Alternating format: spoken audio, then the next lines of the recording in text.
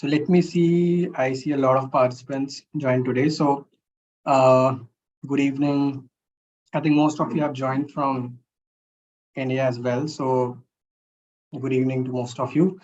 So yeah, as you know that today's topic is a very interesting one, and it's all about discussing about a very key trending about in the today's world, which is generative AI. So we will be taking you through uh, generative AI, in fact, right? And also about the various aspects of it, starting from like what is generative AI, how do companies are using it, right?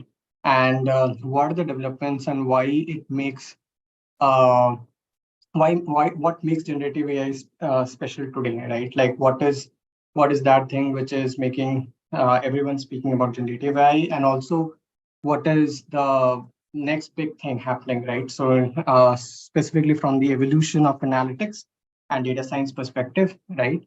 How generative AI has evolved, right? So with that, and I will try to share my screen, and do let me know, guys, if it's visible.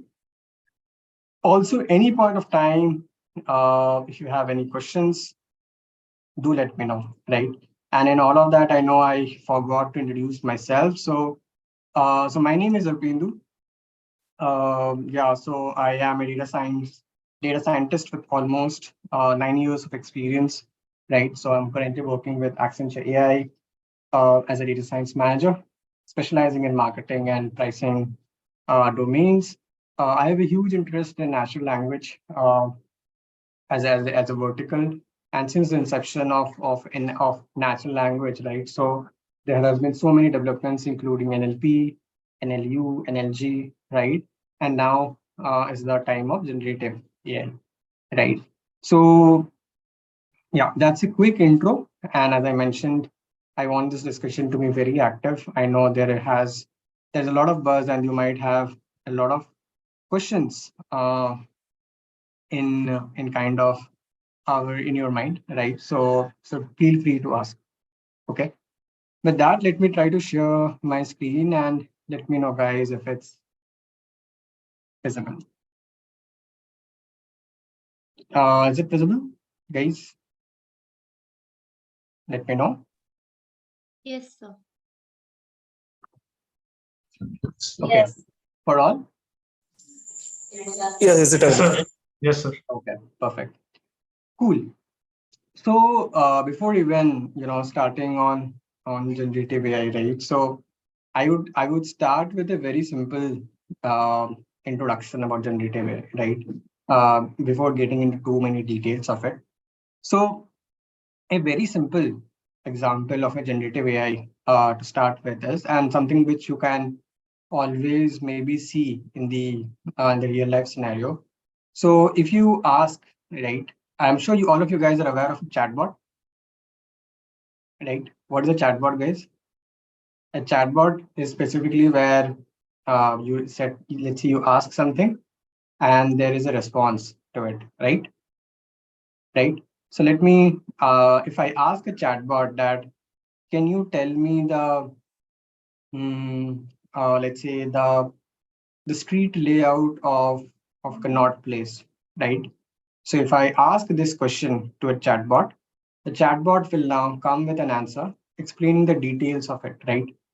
And what's the most buzzing tool that we know right now exists? That buzzing tool, as we all know, is ChatGPT, right? Which basically uses generative AI. Okay, this is a very simple example of what generative AI is. It's basically tries to generate text. It can generate images. It can generate speeches, audio, anything, right? So it was basically creating something which in reality does not exist, right? So to start with, that's a very, very simple example of what generative AI is. And now, coming to the definition of it, as you know that generative AI is basically, I'm sure many of you might be new to the or might have already have some understanding of machine learning, but it basically comes under the family of machine learning, right? So when I say that what it comes and under what category it comes. It basically comes under the family of not only machine learning, but supervised machine learning, right? Now, what is supervised machine learning? It's basically where you have a certain target and you're trying to predict it. Enough. So, unlike traditional AIs, where you're trying to forecast something, right? In generative AI, you're always trying to predict something, okay? And in reality, that doesn't exist, okay?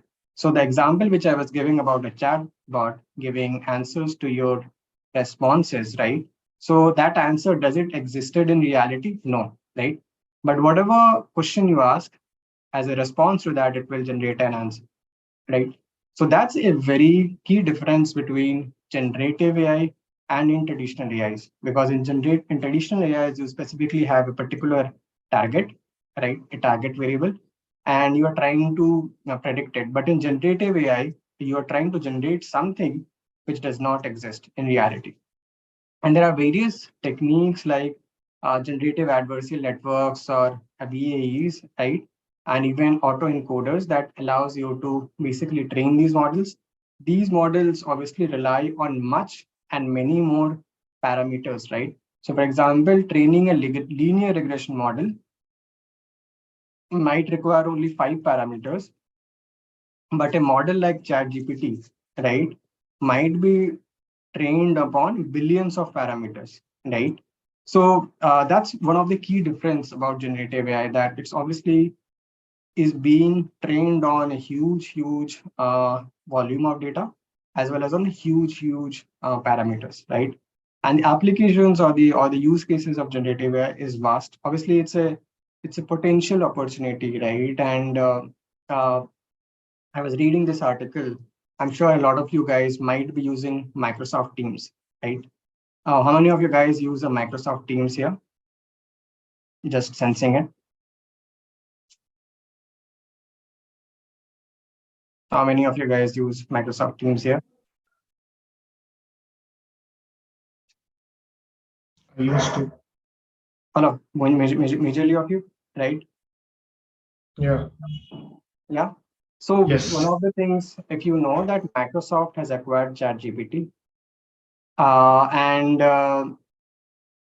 and one of the things which we all know, right, as that given the huge, I would say, applications of Microsoft, what Microsoft is thinking from a generative AI perspective is to allow you to generate emails, generate, PowerPoint presentations, generate uh, even Excel reports, right? So do generate a lot of things with its power, right? So that's a combination of of data that Microsoft sits on, and in addition to the tools it has, right? So obviously the potential of generative AI as a use case is huge, and it's called the next big thing, right? And why it's becoming very important or very popular now, because of the fact that now there is a lot of data, and obviously there is a huge increase in the processing power. It requires a lot of, we all know that any deep learning models require a lot of processing memory as well as speed, and that is what is something which is available right now. So and so that's basically one of the things, right? And we all know that when we speak about generative AI, in fact, that there's a requirement of data-driven decision that we are all talking about, right? That is where right now that this field or generative AI, in fact, is being used by a lot. Okay, so it starts from predicting. So if you see what we are trying to say that or what we're trying to move from is just not trying to predict, right? So maybe 5 years down the line, we used to, so let's say if there is a sales, we used to, and maybe let me use a different color here. So let's say there is a sales, right? What we used to do is to predict some sales out of it, right? That is what we used to do. Then that is what the entire predictive analytics used to do, right? So if you have something, you're trying to predict as close as possible. But now with generative AI, right? So that is what we see as a traditional AI world. But in the new Gen AI world, you are trying to basically try to see use cases which you can generate, right? And this can be from starting from text, right? Starting from text, starting from images, right? Starting from videos, everything will fall under Gen AI, right? Speeches, everything. Okay.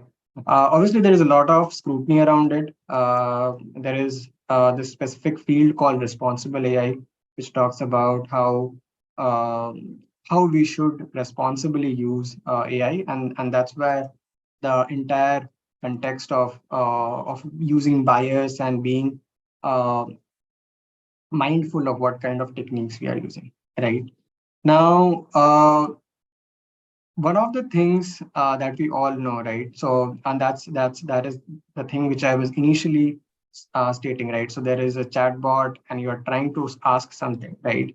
And you are getting a response. Now this response, how it works is, just to give you a glimpse that that what are like the key important models in Gen AI world, right? Some of the key models which are there, right, in the Gen AI world is one is obviously Chat GPT, which we all know, right? But in addition to that, there are a lot of models, right? So one is called BERT. Have you guys have heard about BERT as a model? BERT, right? Anyone knows BERT? Yeah, yeah. So let me write it down. So the model is BERT. Okay. So BERT has been trained by Google. Okay. So it was one of the first large language models, right? So it was trained by Google. Sorry, doesn't looks like Google, but it was basically trained by Google. Okay. Then there is something obviously Bloom, right? There is also called something called Bloom, right? Then there is something called Llama, right? There is something called Llama. Then there is something called PAM, right? Then there is called something called Flan E5, right? So these are all examples of what, guys? These are all examples of large language models, right? These are all examples of large language models. And what are these basically? It's essentially models which have been trained on millions and billions of parameters, right? BERT, for example, was one of the initial large language models, but I think it was trained in some millions of parameter, right? Whereas Bloom, or let's say Llama, they have been trained on much larger set of parameters, right? So BERT has been trained by Google. Okay, so BERT, Bloom, they have been, I think, Facebook or Meta has come with a new model, right? Right, just in some time, which can basically again generate a lot of images or captions, all from generative AI, right? So starting from generating customer experience, or AI powered customer service, these are all kind of examples or use cases of generative AI, right? So this one, for example, right? So you guys might be aware of that in a lot of e-commerce firms, right? So there are feasibilities of, or possibilities of driving, uh, uh, you know, or doing virtual uh, shopping, right? So actually seeing the product that you're trying to that you're trying to buy, right? Specifically in e-commerce, right? Uh, in addition, companies like Swiggy, right? Everyone has heard about Swiggy here, Swiggy and Zomato, right? So in a lot of the companies like Swiggy, for example, how they are using Gen AI. So what they are simply doing is, let's say one fine day I want to eat. Can anyone tell their favorite dish here? Any favorite dishes, guys? Shawarma. Okay. So let's say one fine day I want to eat a shawarma, right? And what I will do is I will go and just type in shawarma, or let's say biryani. Okay. In the search bar for Swiggy, right? Now, as per the new AI tool, right? Like, okay, I'm receiving a lot of options, but maybe I stick to one like shawarma or a biryani.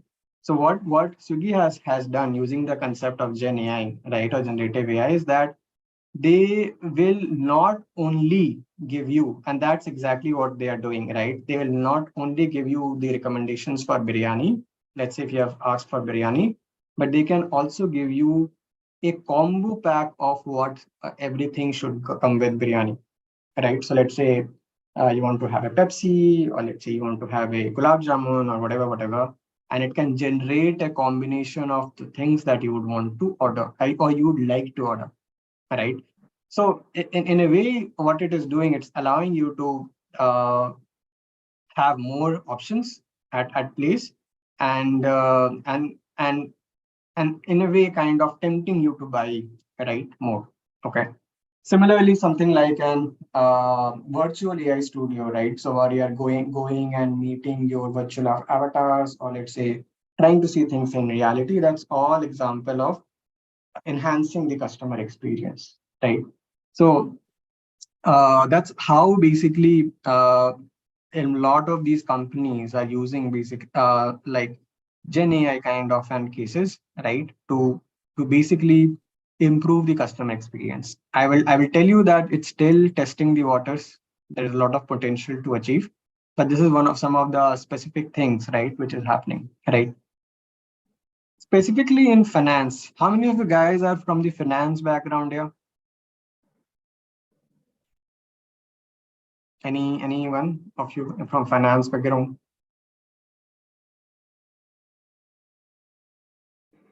No one? Yes, I am. Okay. So, for example, in finance, what do you do? Like, what is the work like?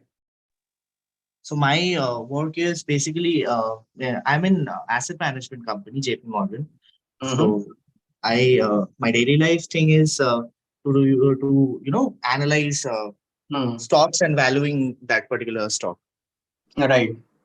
Right. So a lot of times I would imagine that you are analyzing the trends of the stocks and Right. making like key risk or key potential gains, right, of which Right. stocks Right. rise or decrease. So imagine there is a tool that can give you a portfolio of the most five rising stocks, right? Right. Or, Right. or Right. or gives you a risk, or it gives you a portfolio of the most risky stocks, right? Not just Right. even doing some kind of ML, but actually trying to generate those recommendations, you know.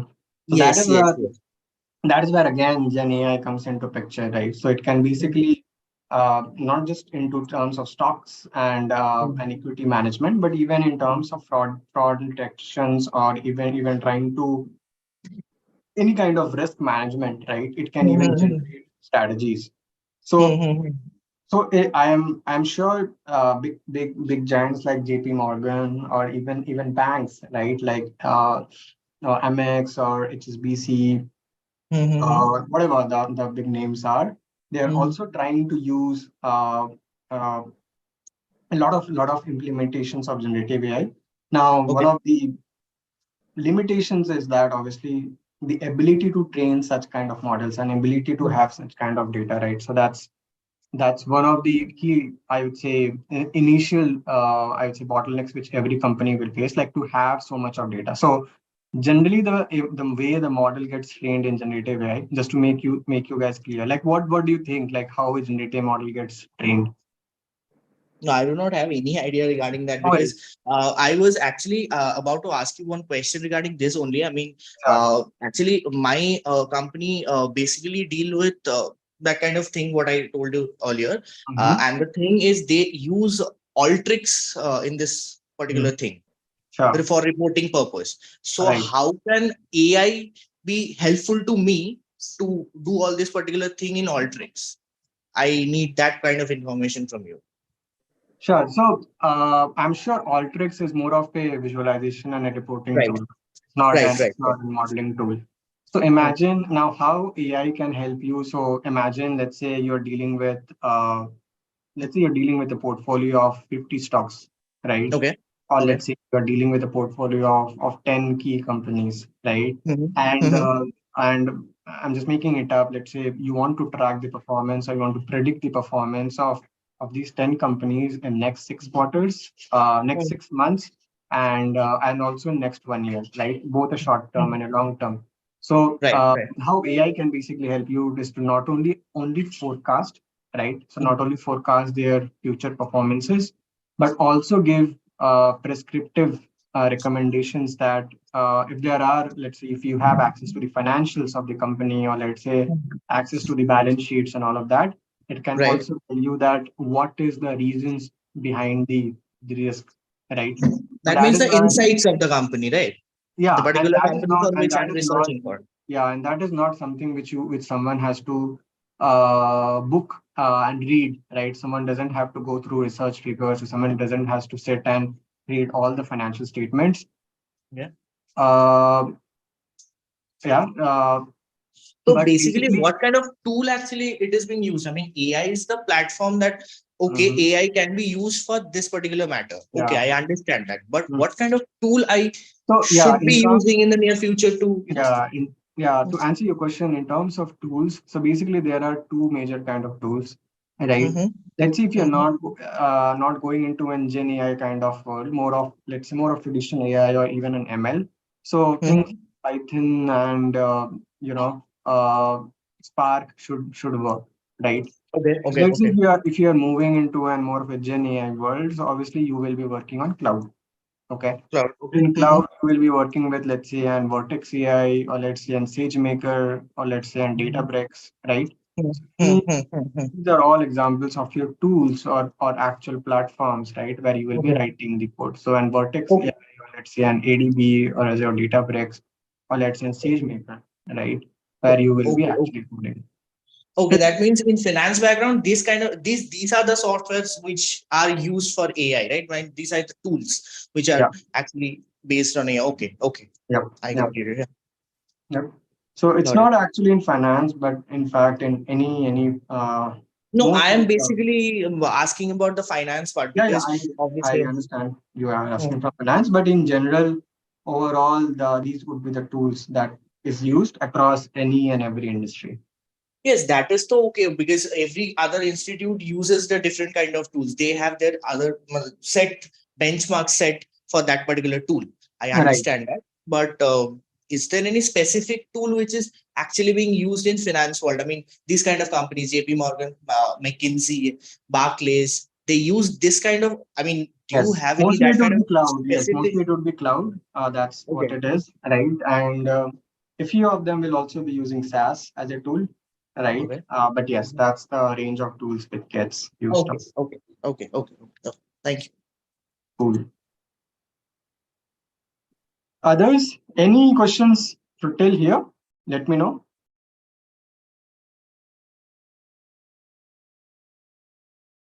I'm sure you might have a lot of questions, but do let me know.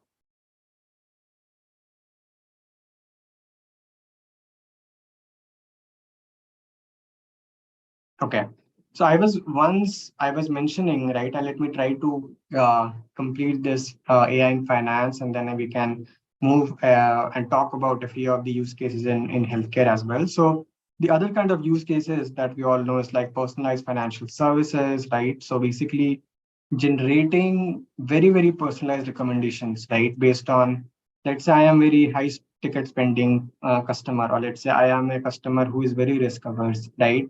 Or so depending upon my past behavior, depending upon what kind of recommendations or what kind of credit history that I have, right, there can be very personalized recommendations which can be generated again using generative AI, right? And as I was mentioning just before, right? So generating personalized investment portfolios and even generating customized loan terms and interest rates, right? This all can be achieved and is can be set to achieve through using generative AI, right? So imagine, let's say, the bank has access to your all the financial details. It has access to your credit card details, which it will have, right? it might have access to your, let's say, some kind of social media tweets, right? And based on that, it can basically give you an very specific offers, right? So let's say it's not just about loan offers, but even an offer of let's say you have been eyeing for to go for a trip, or let's say buy something, and it can generate very specific offers, right? And you might see that, okay, I was looking for this, and how come this just arrived in my phone? And you never know, and there can be an again a generative AI tool or a generative AI which is working in the backend, you know. So the so that's in finance. Obviously, in finance, as compared to the other fields, there's a high risk of data. There's a high scrutiny of data because in finance you have a lot of data scrutiny, and so the amount of data that is available is bit less as compared to the I would say freely available is a bit less. But yes, there's a lot of potential in finance, and uh, because here you are dealing with a lot many recommendations, lot many forecasting, and lot many uh, kind of different scenarios, so and which generative AI can easily do, right? Similarly, in healthcare, so healthcare is another big field, right? I'm sure that a few of you guys or many of you guys might also belong to healthcare, right? Uh, and generative AI is doing a lot of there's a lot of headways in terms of things like drug discovery or medical imaging, right? And specifically in terms of medical data or medical history, it can just generate a report. Okay, so let's say you just feed in the medical history. Let's say if I just go and feed in the medical history of a patient, it can generate the recommendations of what needs to be done in a very structured manner, just like how a doctor would do, right? So just like you go to a doctor and you explain, right? Like, I have this problem and I have that problem, and tell me something, right? So here, basically, you're not going to a doctor; you're just trying to talk to a bot, and you have seen those, I think, bots as well, right? There are a lot of bots which have come into picture, and it will just feed, it will just take in the information that you have, that you give, and it can generate a very systematic plan of what you need to do, right? So just by analyzing the history of data, it will not just analyze your data, it might also analyze the data of patients which are similar to what you have given, right? So let's say there's a patient X and there's a patient Y and there's a patient Z, right? And similarly, there are multiple patients like this, and you have given the history of patient X, right? So in that case, it might just go on and try to analyze, right? And if you see, it sees that there is a similarity, huge similarity between patient X and Z, and there's already some valid recommendations, it might give it to X as well, right? It can generate the reports based on what it has got for Z, you know. So that is how it can do, right? Like that's how it can basically work in healthcare as well, right? Generating, as I mentioned, generating very personalized recommendations on medicines, as well as generating not only like in terms of cure part of it, but also in terms of preventive healthcare, right? So preventive healthcare is one of the very big businesses that is undergoing, and you will see a lot of packages coming that do this, do that, and that is where again the patient's history and the history of what similar patients have, that can be used to generate very personalized recommendations, right? So that's how basically again what everyone is trying to use it in a way that a very personalized recommendations and very personalized information can be generated, because obviously every patient might not have the same problem, right? And there can be multiple uh, kind of scenarios to it, and that is where a very specific treatment, which like a doctor will do, can be generated by a Gen AI, right? So that's some of the use cases in kind of what we have in healthcare, right? Like personalized medicine, personalized like in research and development, medicines, and even diagnostics.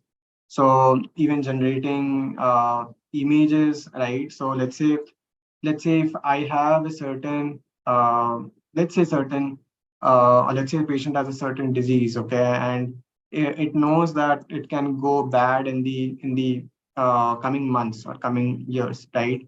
So using generative AI, it can just basically predict that how that thing would look like, right? So again, and then based on that, it can basically go and predict and go and recommend like what should be the way of action to basically ensure that you're not landing at this zone, right? So all of these can be used, right? All of these complex scenarios and even predictions and predictability can be delivered by what we refer as GenAI, right? I'll wait for or I'll pause for a moment uh, for any questions if you might have. Any questions? I'm sure you guys might have some.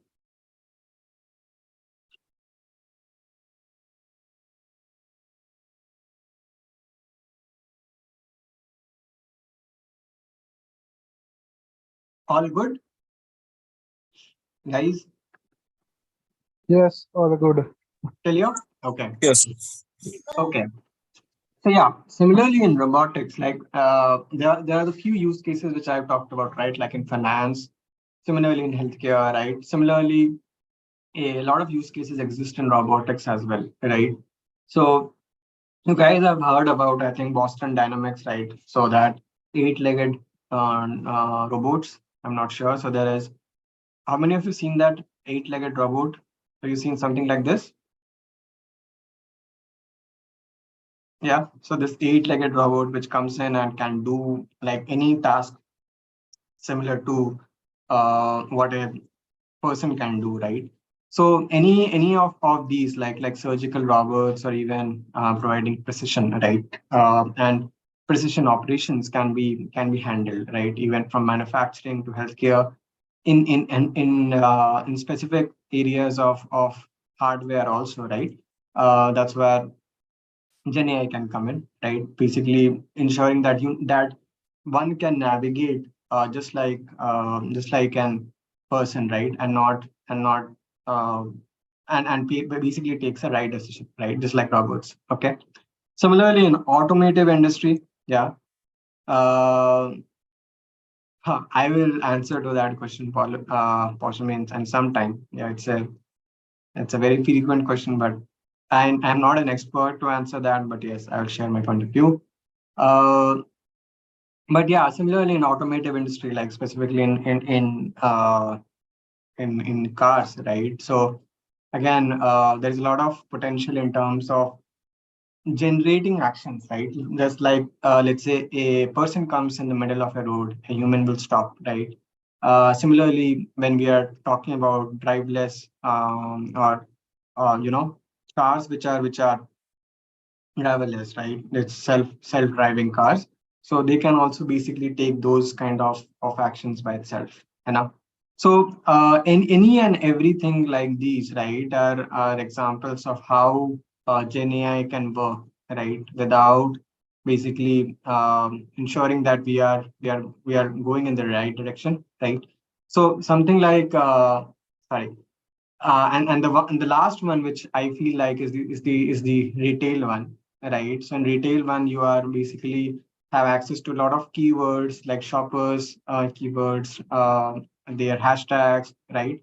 And you can generate a lot of things from there, right? So that is where you can generate a lot of recommendations, personalized recommendations, and even uh, you can even generate a lot of things, right? So specifically in supply chain, you can optimize the routes, you can optimize the inventories of how they will be planned and so on and so, right? So each of these steps, right, like from starting from finance to healthcare to robotics, right?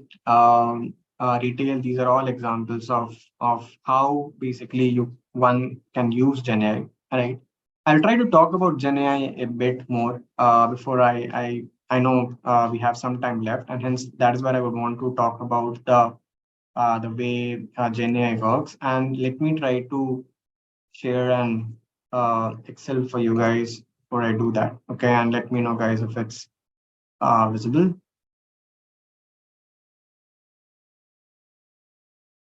Okay. Is it visible, guys? Uh, the Excel? Yes, sir. Cool. So if you see, it's a very blank Excel, and I would want to just start from scratch, right? Like how Gen AI model works. Okay. So basically, in context of Gen AI, what we say there is something called LLMs, right? Any ideas, guys? What LLM stands for? Any guesses? I'm sure some of you know it. What LLM stands for? So LLM stands for large, right? Language, language models. Okay, and there are many examples of LLMs, right? One of the examples, obviously, is the one we know, like BERT. There is also something called BART, right? There is also something called, as I mentioned, right? Like um, we also have something as, uh, sorry, we also have something called Palm, right? We also have something called Llama, right? These are all examples of uh, what we say as large language models, right? Now, in each of these cases, right? Like now, what happens? Okay, what you are essentially doing when you are generating, right? So when you are generating is that you are basically trying to use these large language models. You're not training a model from scratch. Okay, right? You what you are doing essentially, and let me give you an example, a very simple example. Okay, so let's consider the statement. Uh, the mentor used some use cases to talk about generative AI, right? So this is a statement, guys, right? Now, what happens in generative AI is that each of the word that you see here, okay, is broken down into tokens, okay, right? And let's say I want to generate some text from here, right? I want to generate some text from here. So what these will be? These will be certain words, right? Guys, are you following till here? These will be certain words, Yes. right? Now, what happens is that essentially you will be what the model does is that it has a corpus of, let's say, 1,000 words. It will try to predict the probability of any word, right? So to give you an example, let me clear the drawings.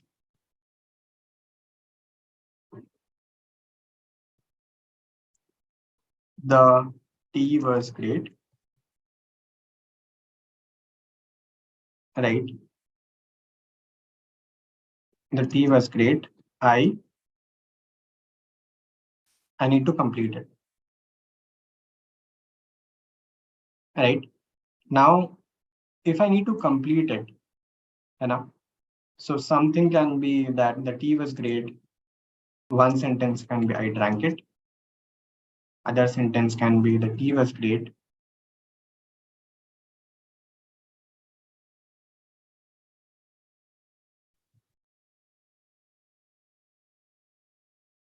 The tea was great. And let's say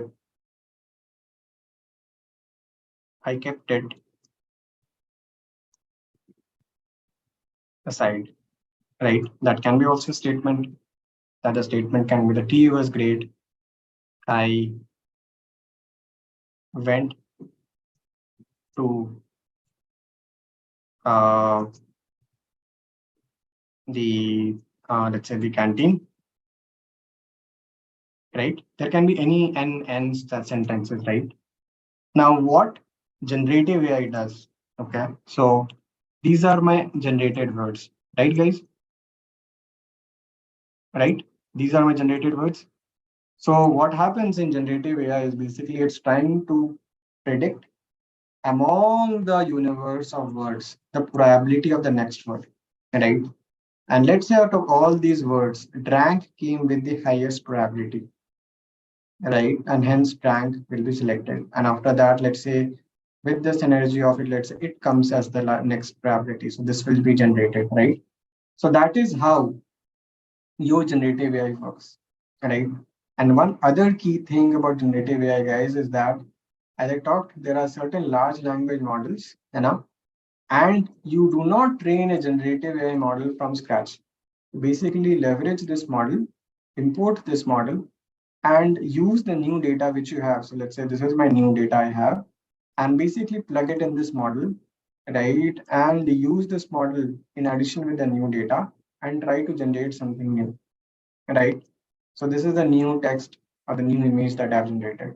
So for example, let's say I give the image of 5 people from in their 20s to 30s, right?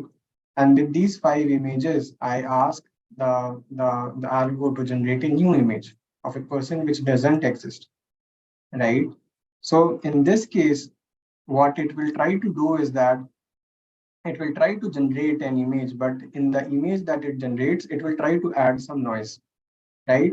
And hence in that way, basically, it is trying to create something which is looks very real, but at the same time, right, it is not actually real, right? Because it is generating from a very real use case, but at the same time, it is not very real, right? So it's adding some noise, but at the same time, it's trying to feed back, propagate, and try to see like how much that output is, right? And one of the key methodologies to check that is basically what we refer as GANs or generative adversarial neural networks, right? So they are one of the important networks which is used, right? Then there are something called auto encoders or transformers, right? Not the movie ones, but the actual transformers, right? So they are the other ones which can be also used to generate, right? Generative AI, from a language perspective, can also be used for a lot for sequence translation or word translation, right? So let's say you have something in English, you want to translate something to, let's say, Hindi, right? And that is where even generative AI can come into picture, right? So yeah, so that's, I think, that's how, in a very nutshell or a very intuitive way of how Gen AI models work, right? Uh, so I think we are almost there, but I would want to keep maybe the last 5 minutes for any questions uh, for you guys.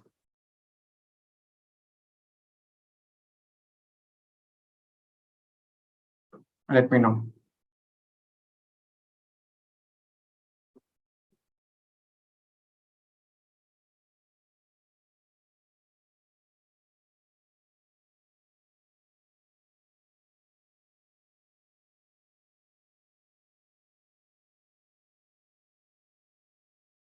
Let me know, guys.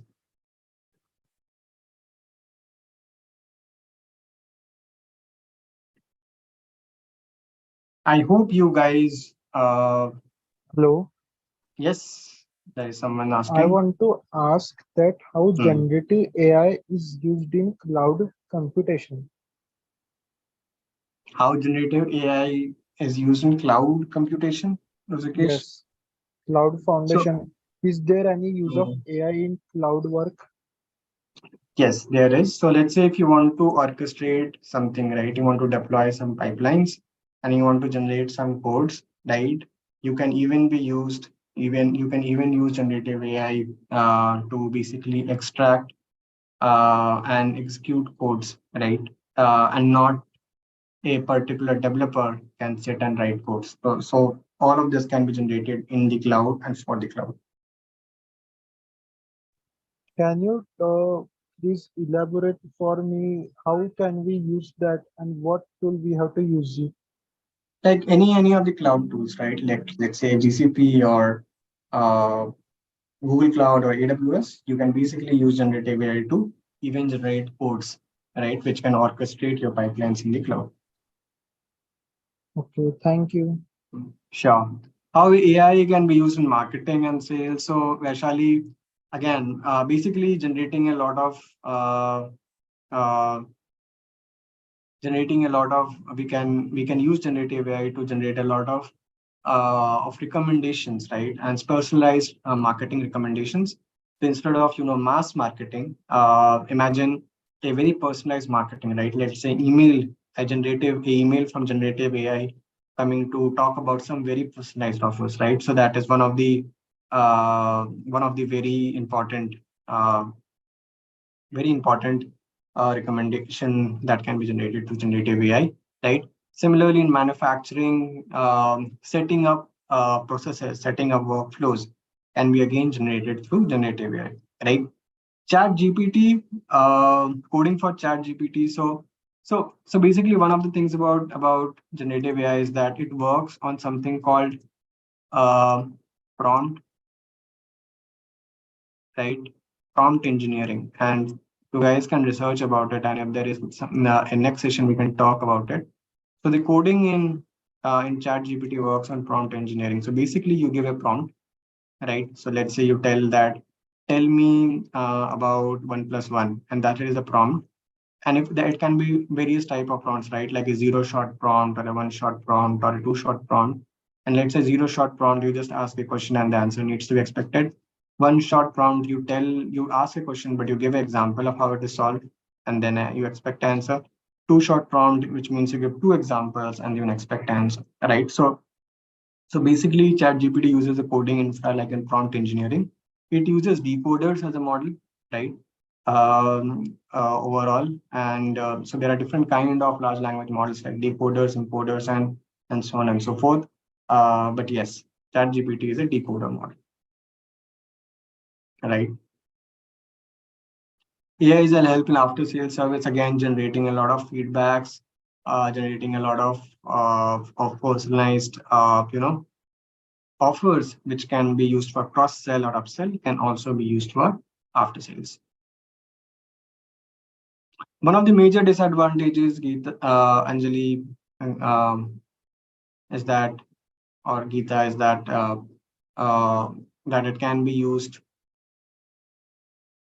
in a negative way, right? So there can be a lot of, there is no limit, right? And there can be a lot of ethical issues that can come up, right?